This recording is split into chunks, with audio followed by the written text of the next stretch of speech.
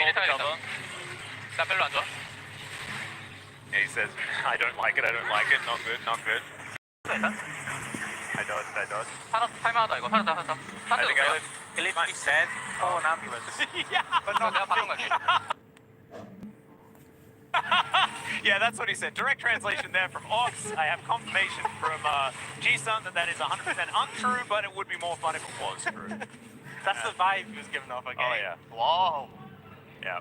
Canyon, Over pretty game. impressed by Chovy there as well. And Canyon said, yep, this is huge.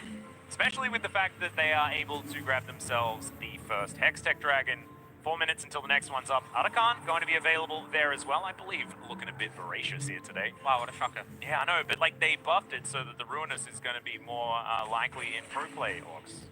Yeah, we'll see how that takes effect, if it ever takes effect. But you see, so obviously T1's picked up 6 kills, 4 of them have gone to Smash, and that's kind of typical with the Kai'Sa, just able to pick the kills in these situations, but it's resulted in him being ahead of the curve, and considering, you know, we talked about how they have to swap, the bot lane 2v2 was weaker, we've seen Juro punish now, we've seen Smash mainly be the beneficiary, and as a result, this Kai'Sa's looking really strong. Yeah, and the crazy thing is, we were talking, I completely agree with you, that Chovy hasn't necessarily looked as good on this unit. He is 1.6k ahead. Chovy is Chovying. He's Chovying a lot. Like, it just shows the height of expectation that we have for this guy Surely. in every single game. It's like, oh, he didn't play everything optimally. Oh, he missed a Q3. So disappointing. Wow. Chovy's really struggling now these days, you know? Yeah, it's been rough. Yeah. We do see Arakan on the bot side, 2 minutes 45 on the next dragon. I think it's helpful when you're wanting to play around the dragon, Arakan's on the same side, but it does get a bit messy when Baron is up. Although, I will say, we've seen, I guess, the nerf to the buff, where it now gives 200 gold per death. Yeah. Kind of saw a little bit yesterday where teams are definitely being less aggressive. Is it a nerf or is it a buff? Because they doubled the money. It's a buff to the other team, so I think it's a nerf to the The buff you get has been nerfed. The objective buff has been nerfed, but the amount of gold has been buffed for the opposition. So I think Arakan's been buffed. I just prefer to say buffed. You know? like buff stuff. Yeah, I like it. I like number go big. I'm a cookie clicker player. You know? Understandable. Number go up is like the greatest. As Chovy gonna look for an opportunity here. Carrier taking a lot of damage. Has to flash. So much damage there. I mean, this is what always sort of happens when you have like a squishy support, but you look at Carrier and he doesn't have Celestial opposition, so it doesn't have that initial damage reduction. But also, on the Mikhails, which has a lot of value, but this is squishy Poppy, and Chovy is 6 levels up. Oh, well, there's the knock up onto Doran. He can rebind that soul, but I don't know whether he can do it in time. He just explodes. And now, teleport coming in from Gen G, but they're 4 versus 5. Keen going to come down. Arakan still just hanging out in this tri-brush, getting aggressive. Control ward going to stop that ward from doing anything at all. As T1, they're going to try their hand at it. Yeah, they need 30 seconds for Chovy up, and then he has TP, so the longer they stall, the better. Yeah, Grasping Root's going to be invested here as Keeper's Verdict coming down as well. Gets rid of Keen, and now Canyon going to have to try and push them away. He's relatively tanky, but maybe not tanky enough as Ruler standing his ground. The Chaos Storm is so much damage, and Smash dives in!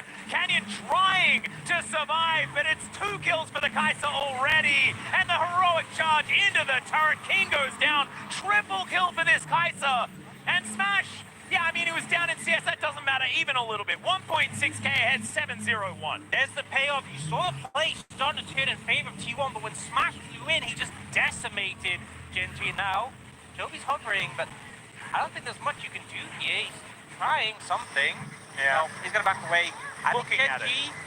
making a mistake there. Obviously, Chovy overestimated the ability to tank that damage. Ends up getting bursted out. But I think what happened after was honestly...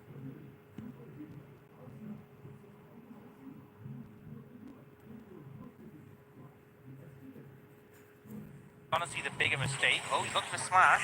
Yeah, well, Smash is Smash. He's actually going to be fine. Oh my god, okay. Well, he's going to be sent home. 200 gold going over to Chovy. With the buffed Arakan. Yeah. And now he's still walking after them. He is back on the map though, so I think T1, if they get the dragon here, they can be happy. Yeah.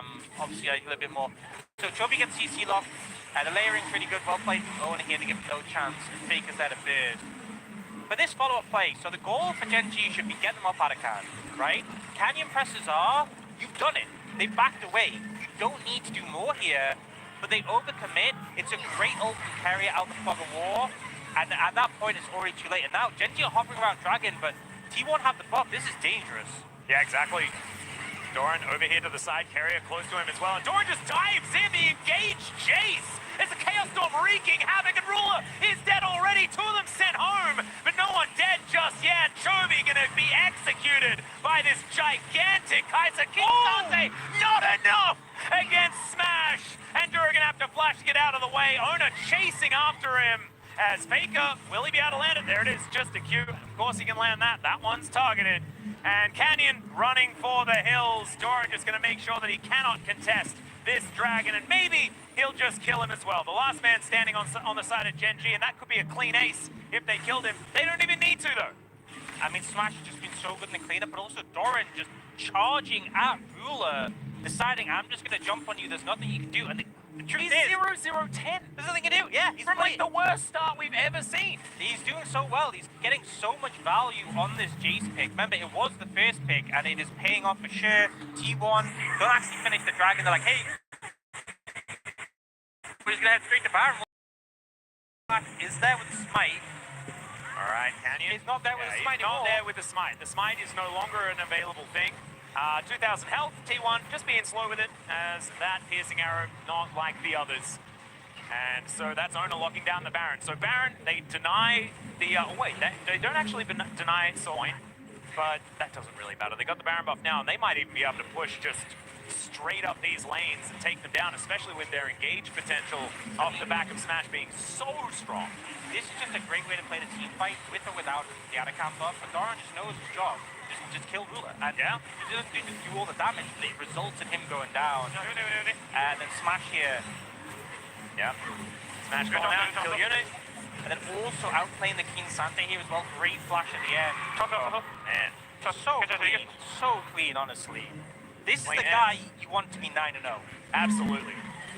And he said afterwards that they got it and we won. I don't know whether that means they won the game, but he might be onto something, to be honest. Ice cold. 15-3 now.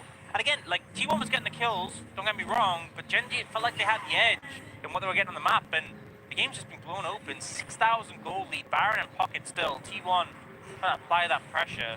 Close to 3,000 gold the lead here for just Smash alone. Yeah. I feel like just, you haven't seen that value in the team fight. You know, we went the on-hit Varus so we can get a bit more DPS, but it feels like when you're in range to hit, like, the Vi or the Jace, they're in range to hit you, and that goes a lot better for them. Well, Chovy could be in trouble here as he does dash back, avoids the Vault Breaker very nicely, gets a knock up onto Ona, but they're just going to continue the siege, and they may as well. Brambles coming on in, and it is going to lock down Ona. He gets Mikhail's there immediately as the ulti's going to catch out Carrier, so he's likely to go down, but Canyon finds himself pretty lonely at the front of this fight. Keen going to try and tank for him as Twisted Advance does bring the Jace forward, but he's not a target that you really want to be fighting. They need to try and kill Smash, who dives into the backline and looks for Ruler. He goes golden. Duro is so close to being okay, but Chovy's out of there. Cannot fight anymore. They're 3 for 3. Honestly good for Genji, but they're not going to be able to keep their base alive. They just can't take down Smash. Faker gets a mega Arcane Storm as well. 5-1-9 down the victor. And Chovy with no ult. Duro as well is just super weak at the moment. There's no way they can do more. T1 get what they want and still maintain this massive hold. You can see the replay of the fight. So, you know, I think Chovy's doing a great job of setting up plays and then disengaging when he can. Gets the ult that Ona flashes, disengage before he gets CC'd, but then T1 are still so strong. Canyon can't really get out, and eventually the decision is made. Canyon, you're dead. Just sacrifice yourself. But we see here in the ensuing fight, Chovy commits heavily on Ona, and Smash just flies in. Takes out Ruler, uses his Zhonya's, able to buy time. And then even though Keen gets a bit of value, he's just not doing enough. Smash is shredding him way too quickly. And Faker is doing so incredibly well at splitting up the fight for Genji. They're always fighting on multiple fronts because he's using his ultimate to not only do massive amounts of damage, but also zone them all the way around the perimeter of it.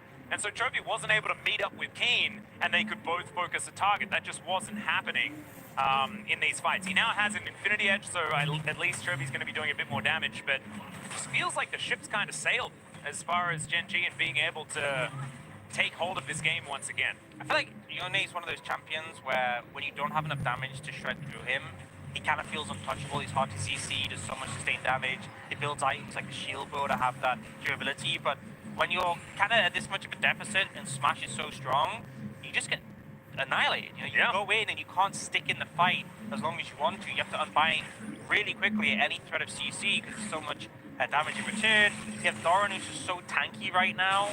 It's so hard to cut through him. The fact that Smash has the Zhonya's as well and Faker is a Seeker's Arm Guard, it just feels like the outs for Gen G are getting smaller and smaller in this game. And I mean, the only sort of silver lining is that T1 are quite a while away still from a Hextech Soul, so they'll have to concern themselves with that anytime soon, but I don't think the game's getting any easier. Oh, absolutely not. Especially with Baron up in a minute 50. Of course, Drake going to be up a little bit sooner than that, but I believe Baron is what T1 are going to be looking for because that could just help them straight up win the game. Good news for Gen G is that the inhibitor that they lost was mid lane, the easiest kind of to defend, as you've got Ruler now standing in mid. He would have been standing there anyway, more likely than not. So Gen G at least allowed back onto the map at least a little bit. Just don't know whether allowed onto the map is that much of a good thing because every time they go for a fight, they lose.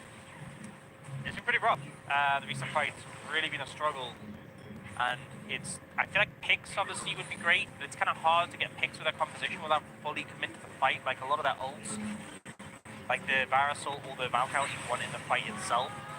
Keen be able to at least get rid of a bit of that CC. I mean, this is one of the powers of Poppy as well, is that you just wind up the ult and just drop it. And now Carrier's going to have it again in like a few seconds. Just the pressure of threatening that. On a Keen, tower taken, more gold.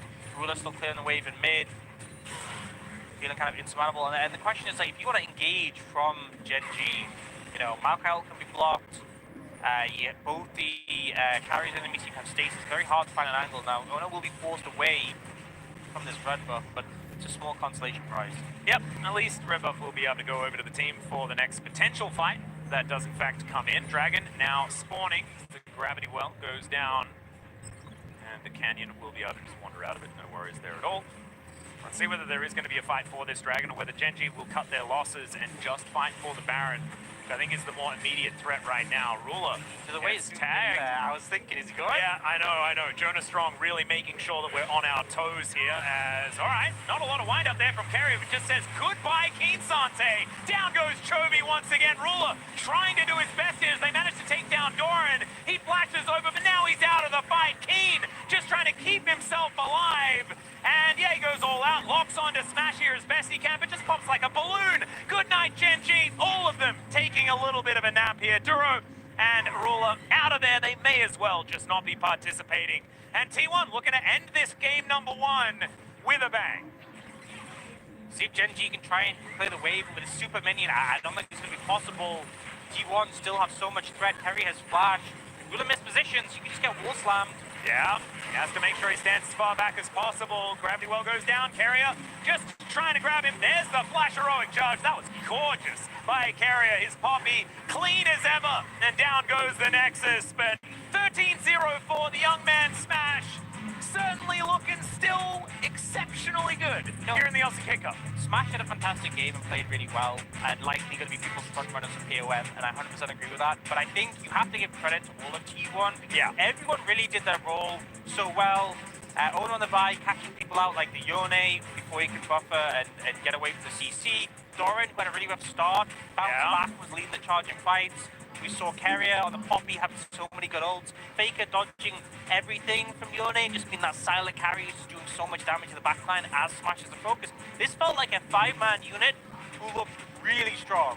And it's rare we see T1 topple Gen G in the regular season. I know it's LCK Cup, it's not regular season, but this is a really good sign, you know? Yeah. I think it was